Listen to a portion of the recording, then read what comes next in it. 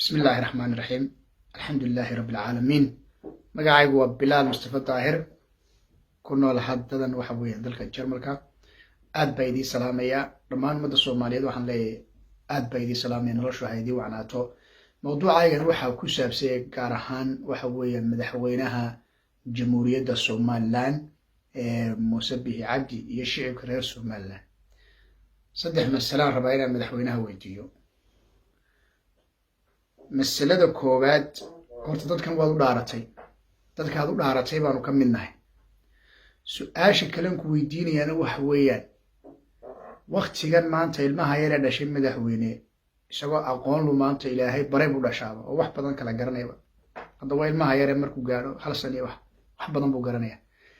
haddana iyadoo maanta taariikhdan lagu jiro 2021 inaad adigu nayasto oo naquursato adoo madaxweynihii qaranka ah adoo astaantii qaranka ah inaad qalinkaaga ku soo saarto xataa aan oo dariiqadu siiraaya dhigay aad waxa weeye sii qaado siiraaya shalay tole laga hayay xafiiska dadka la haybsooco wuxuu siiraaya ku soo qoray baad imikana adiguna ka sheekeynaysa hadda bartaa ku weydiiyo madaxweyne ma adiga haybsooc naga dhigay mise xukuumaddu magacan haybsooc وأنك بنا قبتايو Somaliland oo dhan baa la haybsoocaa oo budget gaar ah lagu helaa وسؤال ربنا كويدي hadday magacani inoo wada yahay dadka reer Somaliland oo waxaan sharciyeysay yahay oo budget ku raasataan amba madaxweyne waxa weeyaan dadkeena iyo dalkeena aynu ku dawarsano oo waxa weeyaan magacan lagu shaqeysto ila magacan wax xukuumadda ku dhigan aniguna reer Sheekh Muuse madaxweyne adiguna reer Sheekh Isaaq oo saad u saad marka faqriga inoo dhaxeeya waa maxay faqriga inoo dhaxeeya waa maxay hargeysa meel bad ka digantay guri baad ka seexataa guri baan ka seexdaa takaliyaata inoo dhaxeeya waa cadaadis adigu hayso madaxweyne adigu hayso oo xaafadeedu garoon male oo waxba male oo dhakhtar fiican male waxaana adaa igu haya haddana inaad igu darto magacan aan u arko dawarsi oo xukuumaddu ku dawarsato amba xukuumaddaadu amba xukuumaddii hore oo weliba aan igu tiraado waxa weeye dadka la haybsoocayna waxaas aanu taakaaga ma baahni madaxweyne nin reer Somaliland ahay in aaminsan kelimada laa ilaaha illa maxamed rasuulullaahi calankiisa adigana kuma qaadan ayaamuhuna waa wareegayaan waa tilkan ayaam lidaawlaha binnas laakiin rag bad xiliyo ku fadhidaan adiga iyo xukuumaddaada iyo inta fikirkan soo saartay aaminsan su'aasha kale ku weydiinaya madaxweyne siyaasi maanta aan dhigi karno nabad buu ka tiri ummadan nabad buu kaga tiri waa in cigaal Allah ha u naxariistay in cigaal wuxuu ahaa ninkii xitaa abtiyaaladii iyo adeeradii uu kala hiilin waayay kuwana wax siiyoha dawladana wax siiyoha oo dhijira soo qabta hadana kuwa madaxweyne intaana waa soo nooleed Somaliland waa dhex joogtay ummadana waad kala garanaysay dadkana waad u kala abtirinaysay ilaa anaadii kala abtirinaysay imikana waxaad doonaysaa su'aashan doonina ku weydiiyo lacagta aniga ay siinayso ee haybsooc igu siinayso ee laga tiro badan yahay igu siinayso oo looma ooyaan igu siinayso ma ogtahay lacagtaas inay xaaraan tahay oo hooyada hargeysa fadhida ee tamaandhada iibinaysa ninka bacda la ordaya ninka caanaha iibinaya ninka basashiyo waxa iibinaya ninka dad masaakiina cashuur culintoodii inaad aniga ay siiso horta marka hore taasayba adiga doqonnimo kugu tahay madaxweyne adiga iyo xukuumaddaadu waayo anigu inaan saa kula hadla xaq baan u leeyahay muwaadin reer Somaliland ah haddaad iska ilaaliso reerkaaga oo siiba isaaqun iska ilaalisana ilaahay taa kuumu saarin xilka dad badan baa dalka degan dad badan baa ku nool sahmi qaybsiga xaafadaadu hesho aniga xaafadeedu madaxweyne ma hesho wadada ku hormarta adigoo madaxweyne oo maalintaad qabsatay xukuumaddaada aad qabsatay aad tiri wadadayda halay dhiso maad oran daami waxa weyn biyaha laga sii daayo amba corona loo dhiso intaasaan leeyahay oo ilmahaygi hargeysa ku dhashay oo anaa laygu dhalay oo aabahayda ku dhalay xaafadeedu garoon male waxa dhibka ii geysanayana waa adiga iyo mid kastoo xafiiska fadhiya iyo mid kastoo haysta aniga dhibkiiyo dhibaatada ii geysanaya laakiin ilaahay muu dhigin ilaahay waxaanu iga dhigin madaxweyne adiga iyo waxa weyn xukuumaddaada iyo cidda ku hoos timaada iga dhigi mayso lacagtan aadna siinaysa magaxumo iyo gulnimo iyo waxyaalahan nagu siinaysana waxba ka socon mayso waxaan u sheegayaa shicibka reerka Somaliland ee xalaasha ah ee meel walba jooga ilma adeerayaalo weliba sii beesha dhaxal la hadlay siiba beesha isaaq baa la hadlay ilaahay bay idigu dhaariyay idigoo isaaqa oo maanta dalka intaa ka soo tirinayay oo waxa weeyaan maanta gobonimo iyo sharaf meel fara badan waxa weeyaan ku soo gaadhay waxaad qaadan weydeen in yar oo waxa weeyaan musabbixi idigu khaldamee seenu u qaadanaa waxaad intaa jirtay iyo intuu soo jiray musabbixi iyo intuu maanta musabbixi doonaya inuu la doorto dhibkaa inay nagu hayso xukuumad kasta ma diyaar baa la tihin waa aaminsanay inaad diyaar lahayn qof reer Somaliland maanta oo arrinkaa diyaar ka ah ma jiro waxa la isugu soo meereysanayaa maanta ma jirto waxaanu diidaynaa oo aanu ka soo horjeednaa in laga daayo waxa weeyaan magacan hayso iyo laga tira badan anagu magacyaan leenahay aabbayaal baanu ka imanay dad baanu ka imanay in laga daayo waxaanu sheegayaa qoladooyinka warbaahinta ilma adeerayaalow waxaad tihiin laba waxa weeyaan lababa waa tihiin nolosha mugdigana waa tihiin nolosha iifiskana waa tihiin in adeerayaal waxa noo isticmaalina nolosha mugdiga ha noo isticmaalina warbaahinta tihiin noo isticmaala waxaad adigu doonayso noo isticmaal waxaad saad adigu ula jeceshay qabiilkaaga iyo dadkaaga iyo dadnimadaada inaan lagu tuman inaan taayada lagu tuman ilma adeerayaalow haddaynu nahay waxa weeyaan dad ehela oo dal ku wada nool dadkuna mar hadday meel ku wada nool ehel baynu nahay ilma adeerayaalow qabyaaladu sideedu waa caadi waxaad doontaanna dhah haddaad doontaan midkana dhah laakiin ka daaya dadkan laga tira badan yahay iyo caynkan haddii kalena soo caddeeya meeshana looga tira badan yahay iyo meeshaan lagu hayb socdaan iyo waxa weeyaan waxaad cuntaan inuu cuni weyna anagu iyo meeshaad martaan inuu mari weyno waxyaalo badan soo caddeeya waxaan u sheegayaa xukuumad kastoo soo socota oo iga dardaarana ilma adeerayaalow qabyaaladu waa caadi oo nin walba qabiilkiisu hadlaya kuwa ku wada hadlaya madaxda xisbigoo dhan dee qabyaalad bay ku hadlaan wakaa Faysal Cali Waraaba le waxa weeyaan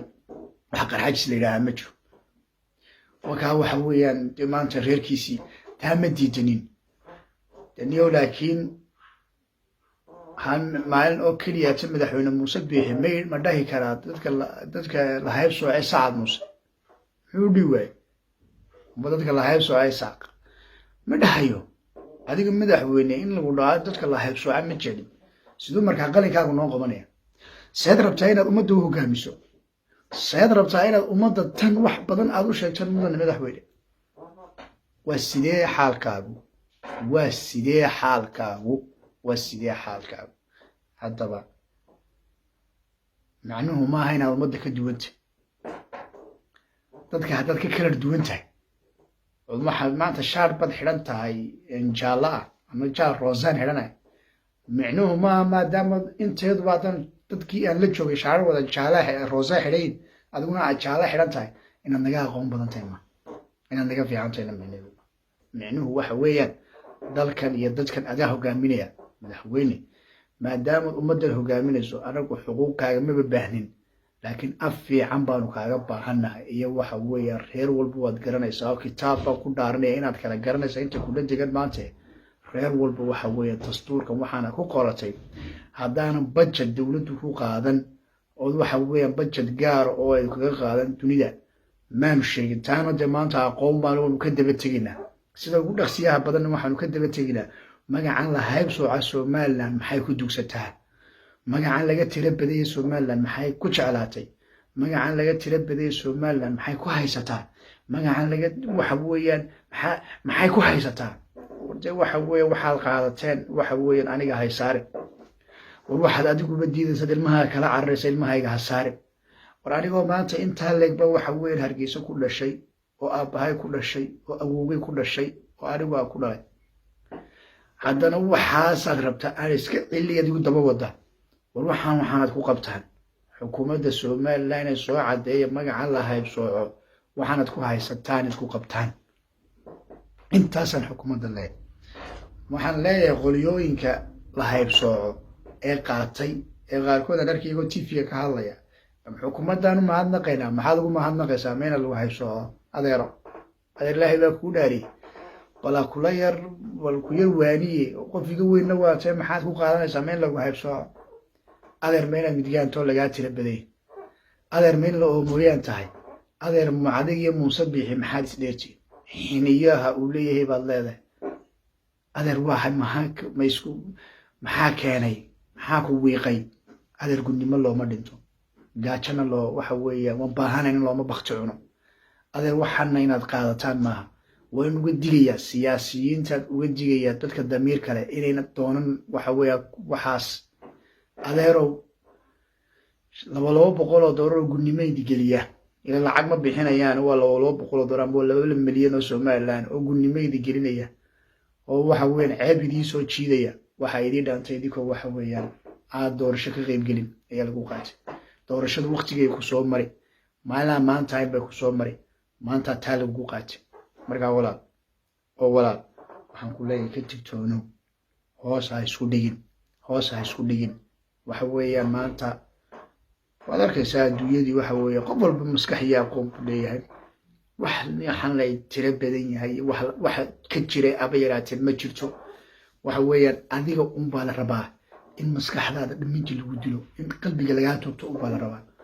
marka adigii weynaa ee waxa weeyaan 70 jirka ahaa amba 50 jirka ahaa markaad tiraahdo dadka la haybso waxyaalaha u qabtaan madaxweynaha ugu mahadnaqaya maxaad rabtaa adeer ma inaad ku dawarsataad rabtaa magaca adeer ma shaqaysan kare adoo ra'iis furtaa lagu qaatay dad muuse bixiye waxaan daba socotaan idigoo shaqadiini ku noqda ay diintaada taasaa sharafida berigaad kabaha tuli jirteen intimaha jari jirteen baa sharaf iyo karaamo lahaydeen oo xooggiinaad cunayseen oo waxiinaad cunayseen laakiin iminka waa gacantayda dheeraatay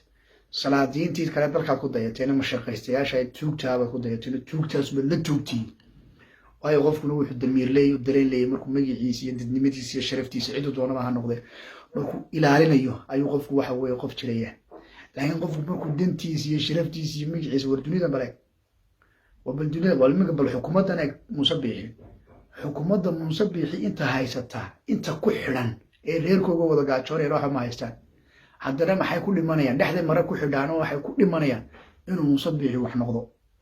Muuse Biixi inuu noqdo madaxweynaha dalka ku dhimanayaan inuu cir noqdo madaxweynaha dalka inuu Faysal Caran dadku noocaas ay ku dhimanayaan qof dad aan loo baahaynin ma jirto in lagu baaheeyo ka qiimo badan inaad waxa weeyaan dawarsato in lagu baaheeyo ayaa ka qiimo badan in waxa weeyaan quursi wax lagu siiyo ama la hayso wax lagu siiyo in lagu baaheeyo ka qiimo badan oo ka sharaf badan leeqata inaad yareeyo inahaas ma ku soo gabagabeynaya anigu intaas baan leeyahay reer Soomaaliya waxa la warjay caalamkan adoon naga dhaxeeyo la ilaaha illa Muhammad rasuulullah baa ku qoranay gefiyaha laga bulshada laga taay dadkana waxaan lagu hayaa laga taay waxyaalahan iyo dhaqan xumadan laga taay walaa mid madaxa walaa mid mijaas aasar u leeyahay anigu hadaan ay bulshada reer Soomaaliya wixii god lagu dhacay bulshada waxa weeyaan gadaf u keenay wasaas anigu dad reer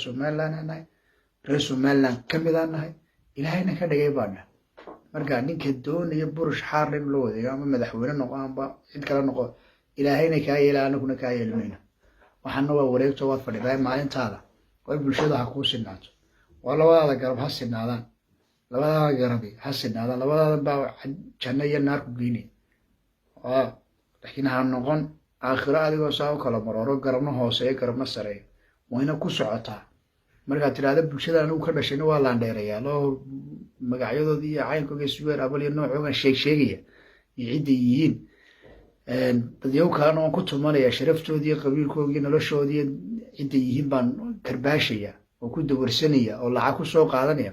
waxaasi socon mayso ilaahayna kaa yeeli maayo reer Soomaalilandna kaa yeeli maayo السلام عليكم ورحمة الله وبركاته.